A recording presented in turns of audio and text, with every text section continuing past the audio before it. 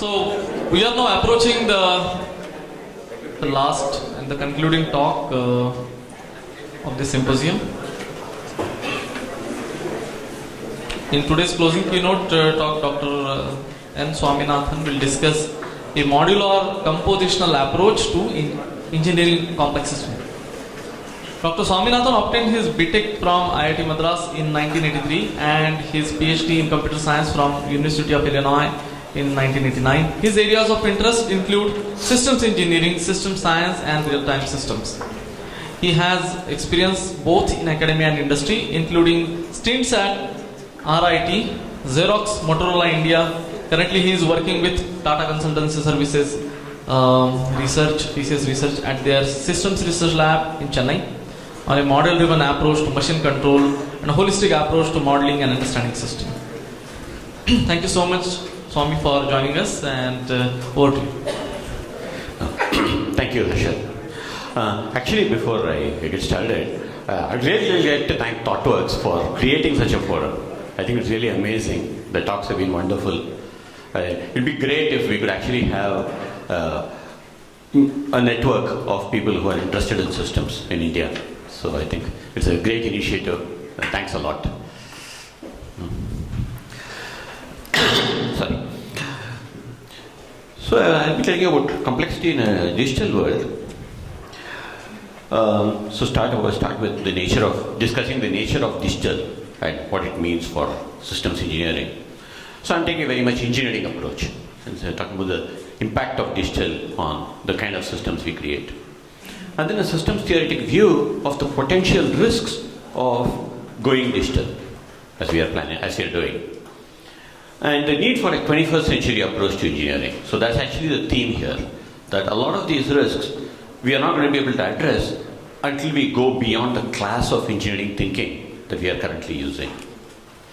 And I'll talk about some ongoing work we have about how do you have a modular approach to system modeling that addresses complexity. Today, if you look at the way we model systems, we actually create monolithic models. The system itself consists of components, but the model is one big whole. It's not a modular composable model. So how do you actually go towards that? Shape your part of the solution. And then where is the vision, where we'd like to go, and then conclusion. So basically the situation we are in is that there's an increasing interplay of the physical and digital worlds. So if you look at how we actually engage with the physical world, we are starting to interpose digital on the interface between us and the physical world. Automate things, also the way we interact, even with each other through social, etc., through IoT, etc., AI, learning. We are really, digital is not, at some point digital was just technology that was doing computation and communication and knowledge storage and so on for us. Today we are actually interposing it in the way we engage with our world. So when I say digital, I'm talking about AI, machine learning, robotics, cloud, NLP, social, algorithms, big data, IoT. The suite of technologies that are really changing the way we function as people, as a society, as organizations. And it's changing the way that our systems operate. It's changing the way our business systems operate, our engineering systems operate, and our societal systems operate, right?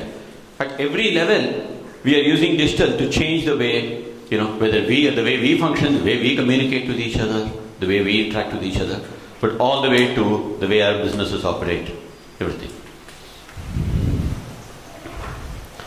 So if you actually look at what is the nature of digital, what is the nature of this digital intervention we are putting in, there is a state of the world. We use IoT to sense the state of the world, okay, and maybe big data to gather history of what is going on in the world. And then we use cloud-based analytics, pattern recognition, etc.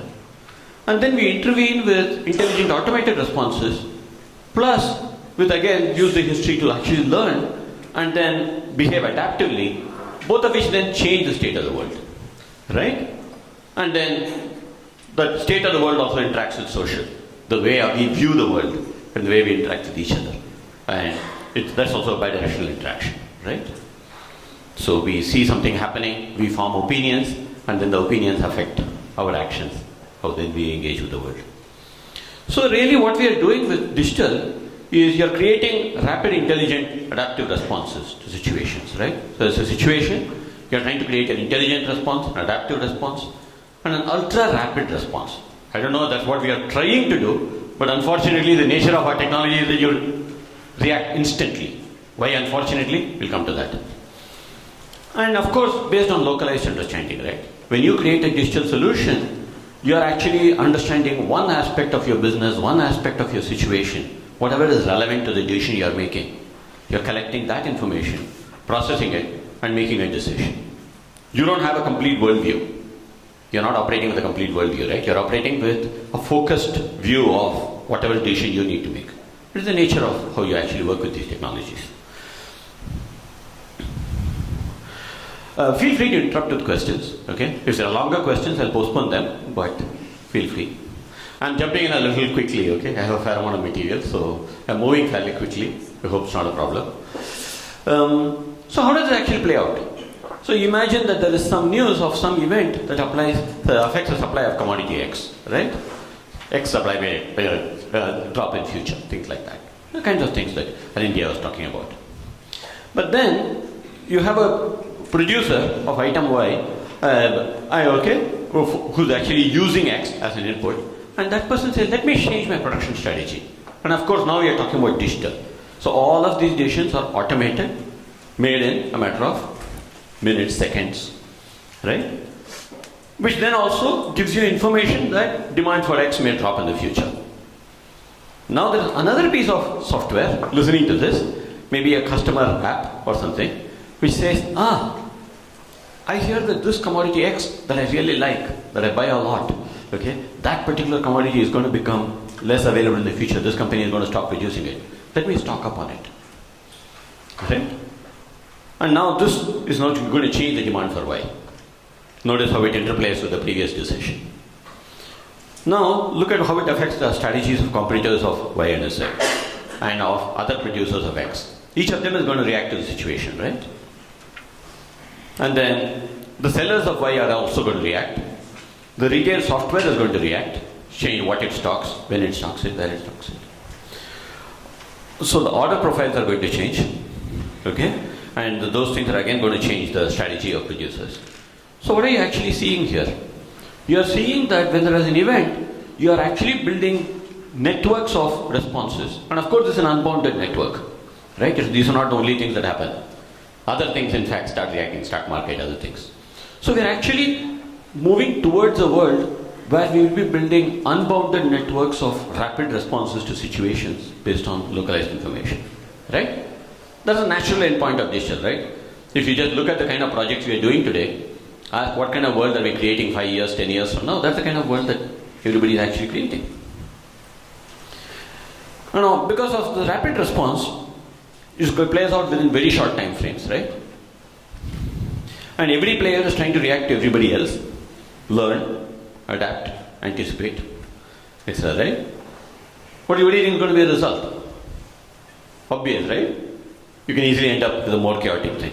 And here we just talked about business, but obviously the same things can happen for, say, if the news about shortage of a medicine or it's about a disease or anything like that.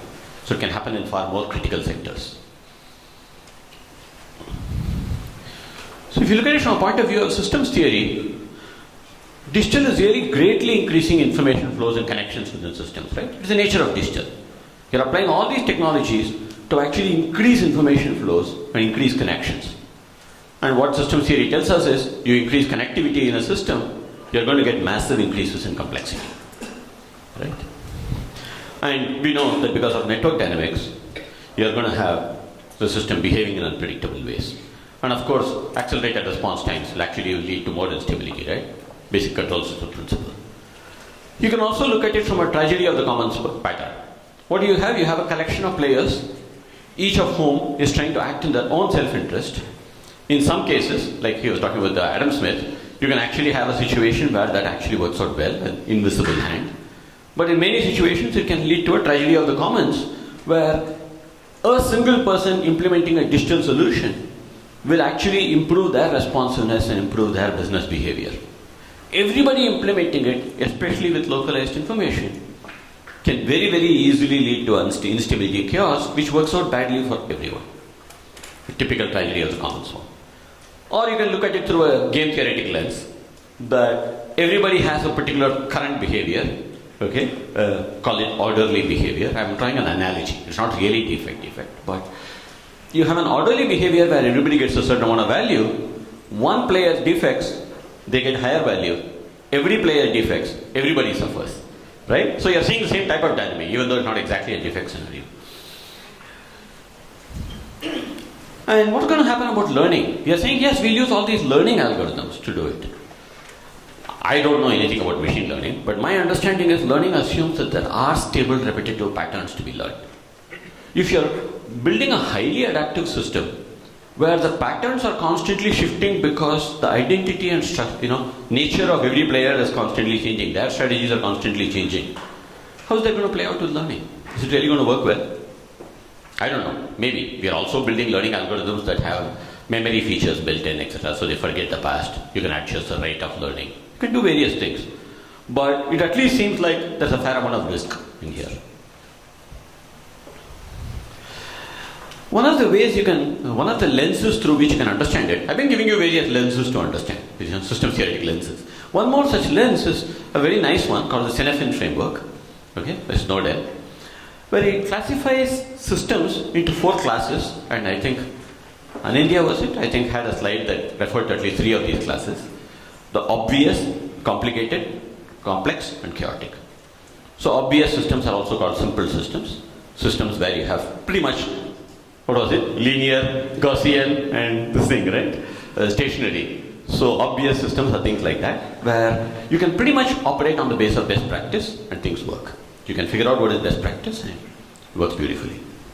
Then you have complicated systems, okay, where you have a lot of detailed complexity. Any individual piece you can understand, but you've got to also understand the connections between them, etc. But there's mostly linear behavior, even though it's very large in scale. And then you have the complex systems, where then you actually start having the nonlinear behavior. You have the loops and network dynamics, which then leads to all the complexity phenomena we've been discussing all day. And then if it goes beyond a certain point, it gets to be chaotic, where complex systems are still on the edge of chaos. They still exhibit, types of regularity. They are hard to figure out, but there is still a certain fundamental structured behavior to them that is useful. But if it actually gets into the chaotic region, if you drive the system into a chaotic region, then life gets really difficult. Now, part of the idea of the Cynefin model, one of the things that's very nice about it, they talk about the nature of understanding. Let's say we join a company or something, a new job. Initially, on the first day on the job, everything seems chaotic. You can barely understand what's going on. There just seems to be so much stuff happening. You can hardly fit it in your head. As you build a bit of understanding, you see that chaotic becomes complex. As you build more understanding, it becomes complicated. And by the time you spend a few years, it's all obvious. You can hardly see it, right? It's just there. That's your perception of the situation. But now with digital, what we are doing is, we are also creating an arrow in the other direction, which is your evolution of the situation, where you may start with a simple situation, you keep adding connections, you keep adding reactions, and you move from obvious to complicated to complex to chaotic. Right? So this is just a potential risk with the kind of technology we are deploying. So, what do you think? Is digital the problem or is it the solution? Solution? Both. Thank you. Did you see the answer earlier? No. So yes, the question is, can we make it both? Certainly we are seeing that digital can be the problem, but can it also be part of the solution?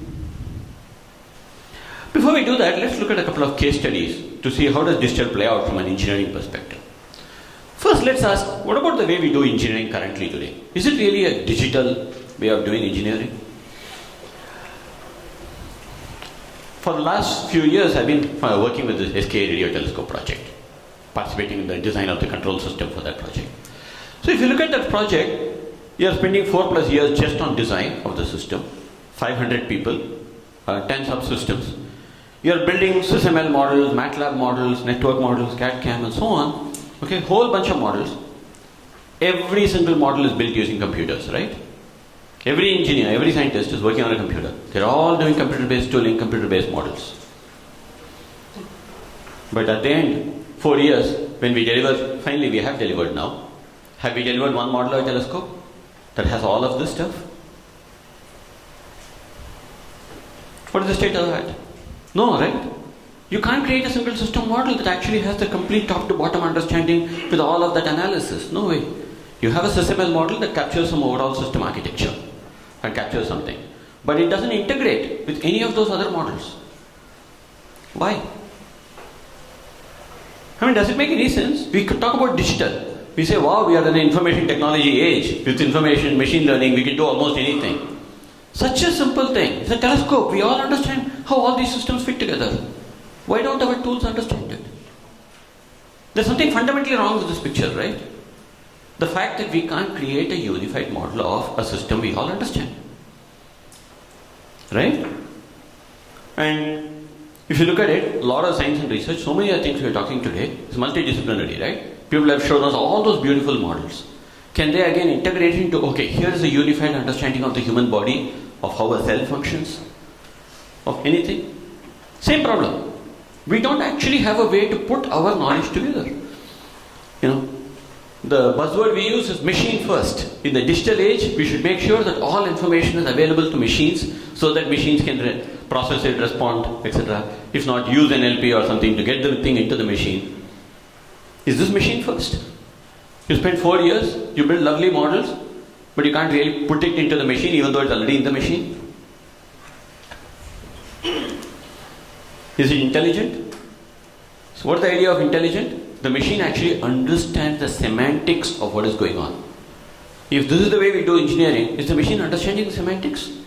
Are we able to make the machine a partner in our engineering journey? We are not able to. You hold the picture of how the whole design works. Your machine is helping you with tasks. I want to do performance analysis, it helps you with performance analysis. It doesn't help you with system understanding. It doesn't help you deal with that complicated and complex properly. So this is one part of the case study. Let's look at the second case study. So I heard of the situation recently. In TCS, we developed some AI algorithm and it improved production efficiency for a particular company by 3%. And we went to the plant manager and said, wow, we have a solution that will do this for you. What do you think was the plant manager's reaction? If we tell them, yes, we can demonstrate it to you, this will really improve your efficiency. You would expect the answer to be, wow, just do it for me. When can you, how fast can you deliver it, right? Can you deliver it in a week? You would have to change the politics there itself. Anybody have any guesses? I'll give you a hint. Imagine telling Nagendra that yes, why don't you use machine learning for ignition on your rockets? Okay? Improve fuel efficiency. What do you think would be the reaction? So he says, it's an AI algorithm. How do I know that it won't someday produce bad outputs and shut my plant down? So if we build solutions that involve networks of intelligent learning adaptive elements, how do we guarantee they always work?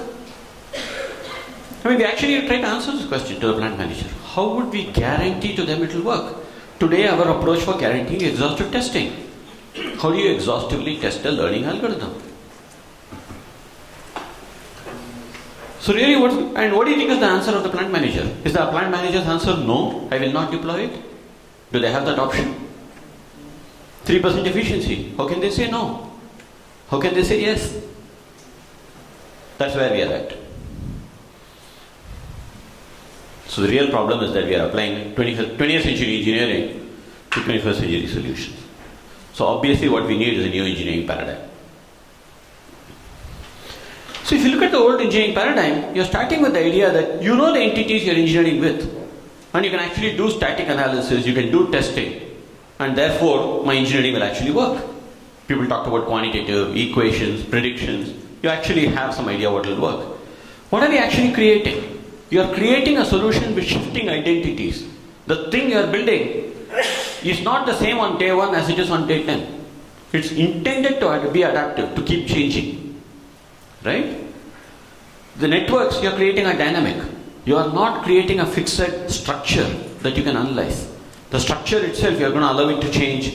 You allow it to do intelligent behavior, create connections, destroy connections, modify things, etc. How are you going to analyze it? Do you have any idea how to analyze it? So we actually have a massive engineering problem. Do you think anybody has thought about it? Obviously, right? So I work with INCOSI, the International Council for Systems Engineering, and they have a Vision 2025, which says very, very close to what I've been saying.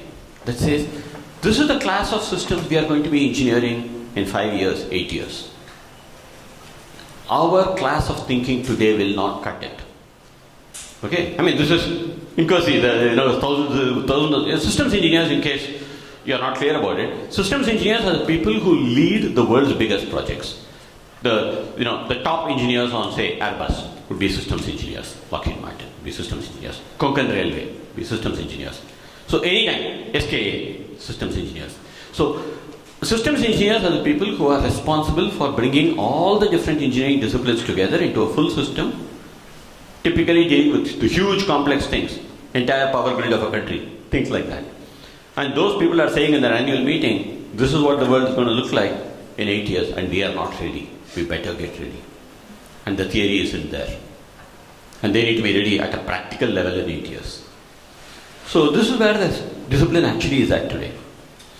So people have been exercised about this for many years. I belong to something called the System Science Working Group of INCOSI, and their goal has been, let's use system science to figure out what is complex systems engineering. What's the next generation of engineering practice?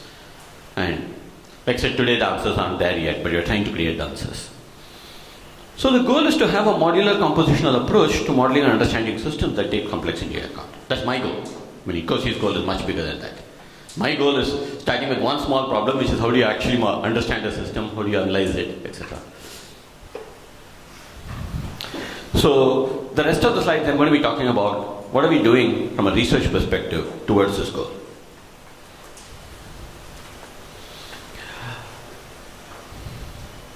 So I'm actually looking at, compositionality is the foundation of engineering, right? The foundation of engineering is how do you put pieces together to form a bigger piece at some level. So that problem is called the problem of compositionality. So there's a huge amount of literature on compositionality, you can imagine 50 plus years. And typically the question they ask is, if I have pieces and I put them together, what would I get? That's the compositionality problem. So I'm saying, what happens if we ask a different question? I as an engineer, I'm proposing a configuration, saying here is a solution to your problem. If I want to assert it will have desired characteristics, what information do I need to capture in my model? And what reasoning should I do on it in order to be able to assert that yes, it will actually behave the way I want? In some sense, that's the engineer's problem, right? I have an understanding based on whatever body of knowledge I have that this could be a solution. But now to behave as an engineer, I actually want to model it, analyze it, and check. So what should be the modeling like? What should the information be, and what is the reasoning? Okay? And by the way, when you say desired characteristics, that include not only point in time, but it includes across time. Short term, medium term, long term.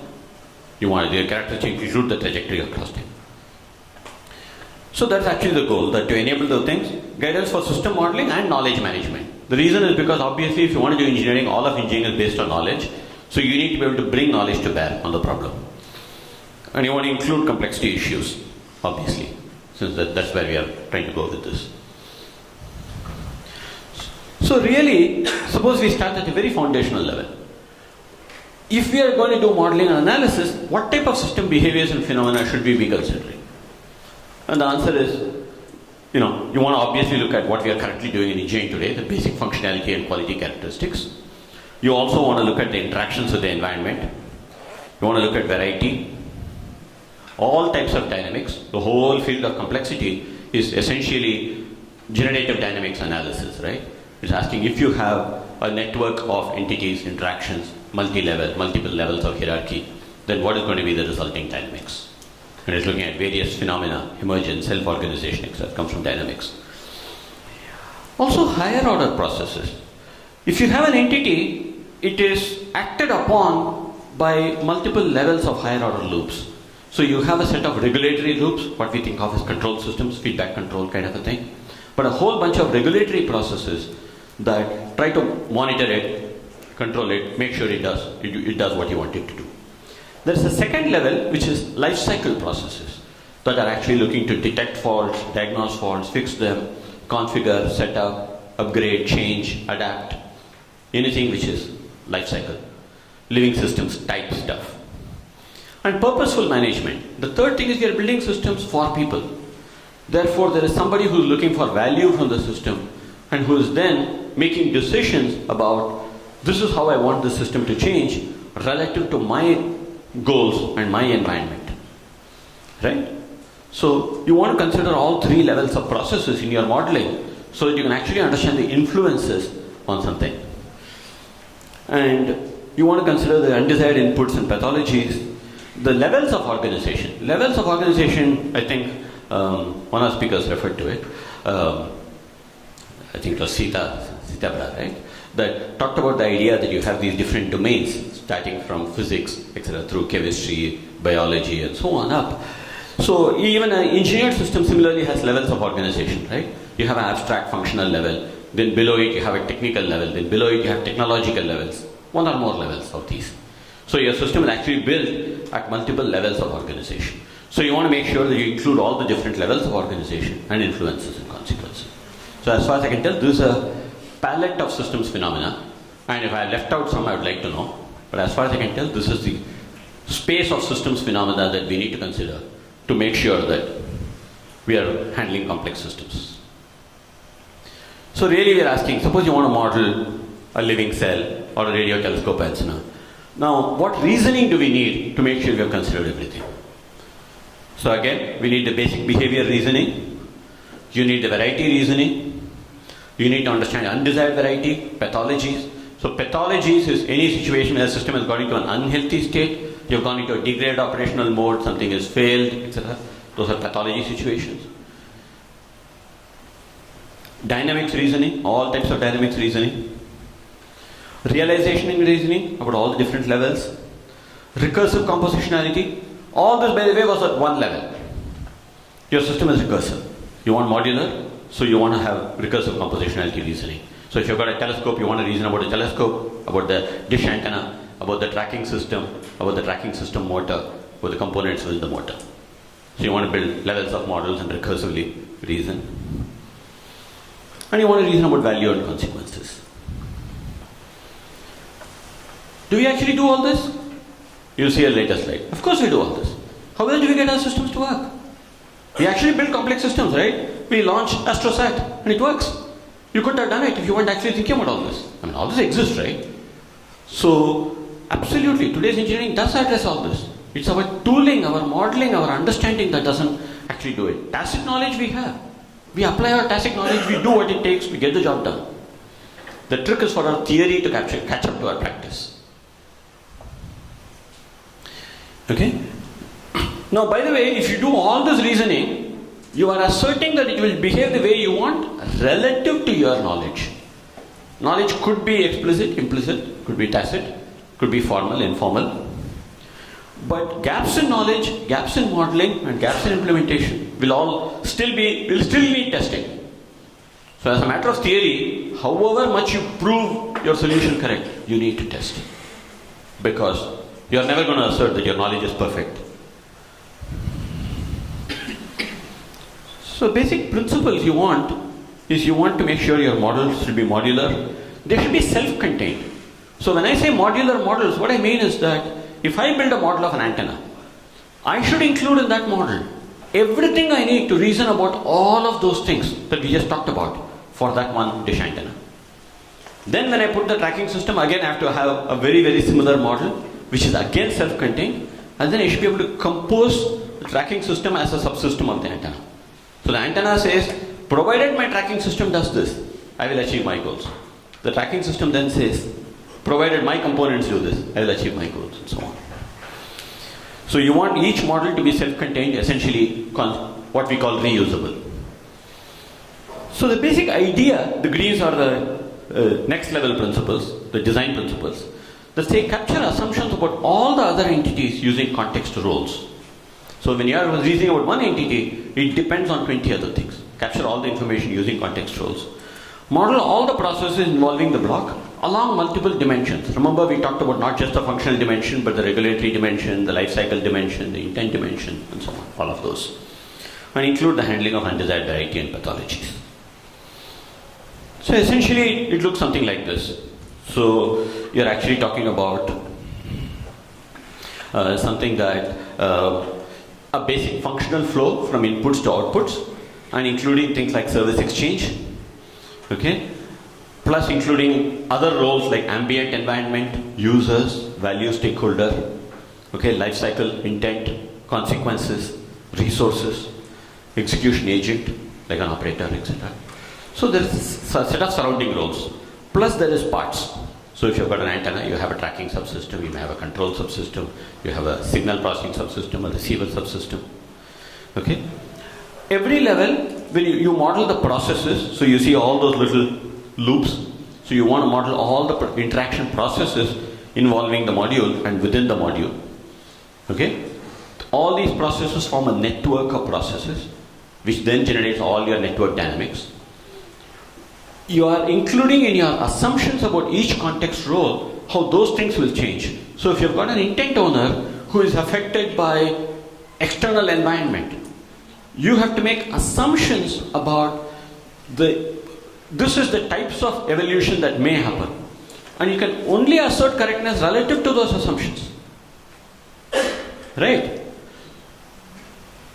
So, I mean, that's part of the whole composable model bit. If you make assumptions and then when you bind, you find the actual environment or the subsystem you are binding doesn't meet the assumptions, you better update your model, change your assumptions, make sure it will work with the new one. Just the standard engineering process, right? Integration. Except now you're doing it at the level of models. So this is the basic concept. It looks incredibly complex, right? It's much more complicated than that, we'll see. So the basic idea is that you want to do binding. That when you have a particular role, you want to bind it to an actual component later on. You have a tracking system role, a power supply role. You then want to bind it to something that performs that role and check whether the assumptions are met. Okay? So your basic assertion is, I will be able to deliver my behavior and characteristics provided every block binding conforms to assumptions. If they violate the assumptions, all bets are off. Okay? So that's the basic idea here. So the question then is this really possible? So per antenna, you're talking about 10 to 15 context roles, dozens of processes, hundreds of variety scenarios, 10 to 20, about 200 reasoning obligations. Now all that for one component. How many do you have in a subsystem like SKA? 1,000 plus components, right? So for 1,000 systems, you're going to do this much? Is that realistic? Is it possible? The reality is you actually do it today one way or the other. The trick is to do all that at the level of knowledge. Suppose I build a generic dish antenna model and do all that reasoning. How much is my SKA dish antenna or GMRT dish antenna or Meerkat dish antenna? How much is it going to vary? 5%. You modify the model. So you build these models at the level of domains as a living cell model, and then modify it for a liver cell, stomach cell, and so on, and keep going. But the trick is to build them at the level of the domain with incredible levels of effort, and then at the level of engineering to only make smaller changes. So we're out of time, so I won't actually go into all this in detail, but this will all look very familiar to you as engineers. That yes, of course we do all this. We do scenario analysis, fault trees, all this dynamics analysis, technology selection, this. Every engineering project does this, right? So in fact, we do a reasonably patchy job of all this. It's patchy. Obviously the reason we said we have problems is because you may do some scenarios, you may not get others. You may think of some variety, you may not think of others, and so on. So the end state vision is where you have this kind of a system model. You actually observe its behavior and then monitor its actual behavior. Today, anyway, all our solutions we monitor with things like IoT. Feed it back into the model to then learn and close your gaps and maybe even refine the knowledge. So essentially what you're saying is the model can serve as a digital twin that refines by learning. So really you're talking about a digital this thing, where you have a physical system and your model this thing. You put context role definitions which then serve as a commitment envelope that says this is the allowed. Now, the way you guarantee is to say, as long as I'm within my commitment envelope, now I have a basis for guarantee. And then you detect deviations from the commitment envelope, which then trigger re-engineering. Okay? And you can actually manage evolution because you say, component A is not allowed to change until the other components are willing to update, to accommodate the revised role. And that's how you actually limit change. You don't allow change at a pace faster than the rest of your system can accommodate. Okay, so that's the end. So basically what we are saying is that there is a problem of potential explosion of complexity, and we need a next generation paradigm, and one piece of that paradigm can be a modular modeling methodology, and this could be some other principles. Thank you.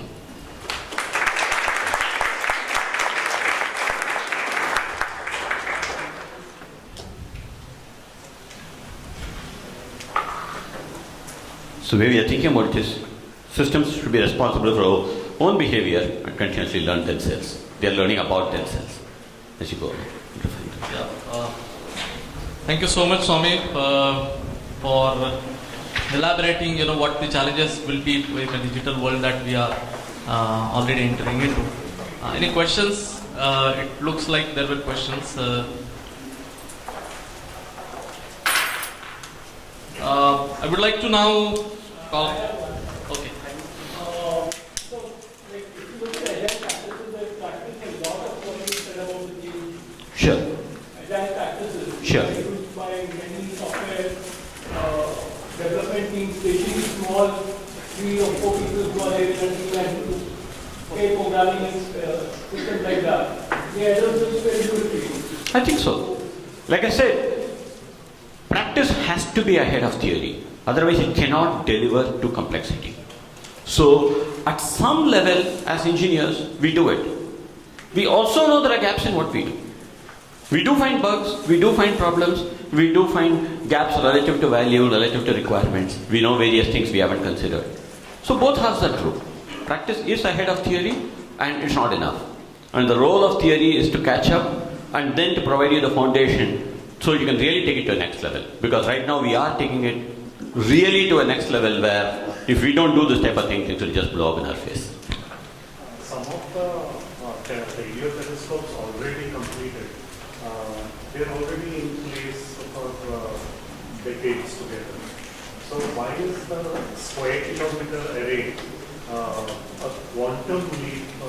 It isn't. See, this was part of my frustration. It's a slightly long answer. Sorry about that. One of the things I learned, see, I'm basically a software engineering person, systems engineering, software engineering person.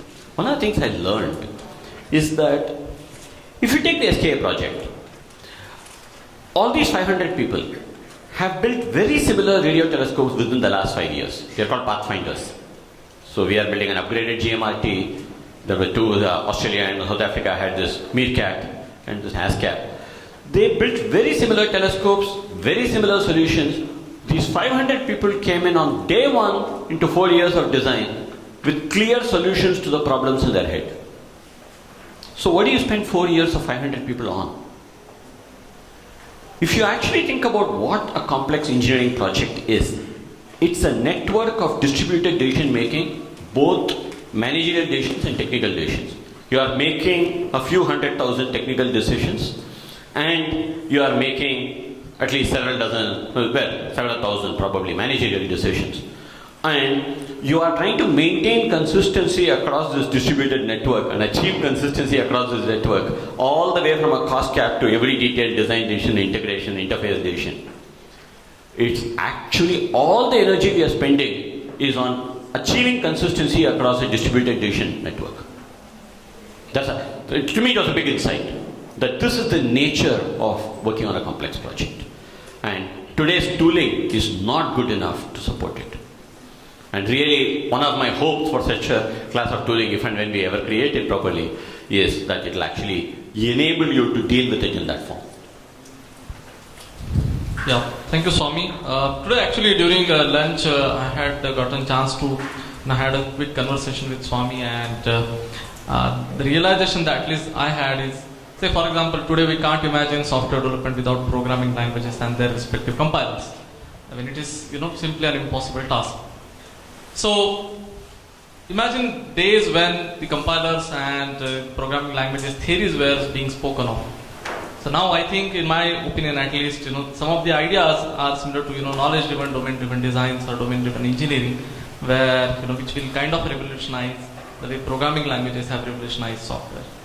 So I think this is my personal opinion. With that note, I thank you, Swami, and I would like to call upon Gunjan to felicitate Dr. Swami.